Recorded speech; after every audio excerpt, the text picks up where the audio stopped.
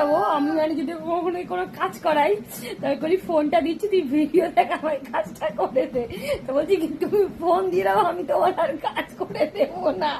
হ্যাঁ, আমার দিতে হবেই না। কালকে দুপুর বেলা বলো এটা করে দে ওটা করে দে।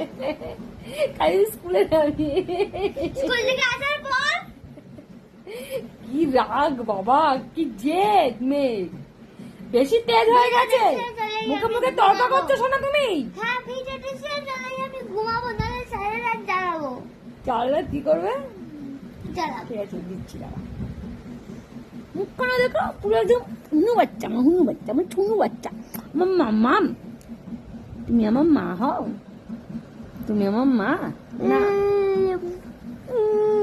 নাকটা দেখো পুরো বোচা, নাক আর জীবনে উঠবে না ওর। দিচ্ছি।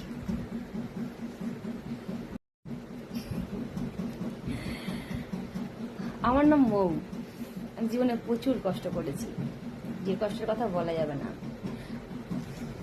আমি জীবনে সবকিছু পারি মানতে, কিন্তু থুতু যেটাই ফেলি না, থু,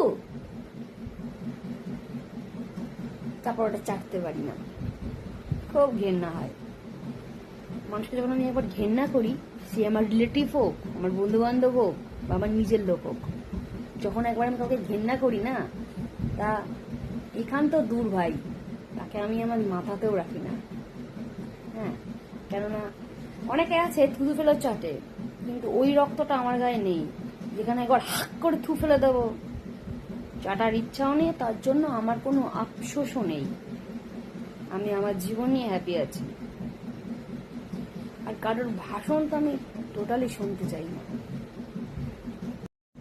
আর সমাজের কথা তো বাদই দিলাম, সমাজ তোমায় টানা মারবে, সমাজ তোমায় খাওয়াবে না, খাওয়াবেও না, পড়াবেও না।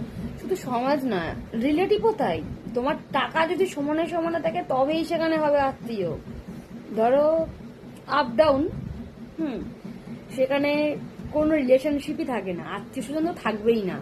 তো ওই জন্য কারোরই পৃথিবীতে উচিত না কারোর কথা শুনে নিজের মন খারাপ করা। উচিতই না, টোটালি না। কেননা মানুষ ভাই জ্ঞান দেওয়ার জন্যই আছে, কেউ তোমাকে টেনে ওপরের দিকে তুলবে না। হয়তো তুমি কোটিতে একটা মানুষ পাবে যে তোমাকে টেনে ওপরের দিকে তুলবে, তাছাড়া সবাই তোমার সাথে ধান্দাতেই মিশবে, টেনে নিচে নামানোর চেষ্টা করবে। তাই লোকের কথা তো জিন্দেগিতে কান দিতে নেই। মানুষ তো ভাষণ দিতে খুব ভালো পারে। মানুষ এমন একটা মানুষ, মানে নিজের বাড়িতে ভাত খেয়েও আর মানুষ অন্যের হাড়ির গন্ধ খোঁজে। মানে দেখে সেখানে একটু ভালো মন্দ পায় নাকি।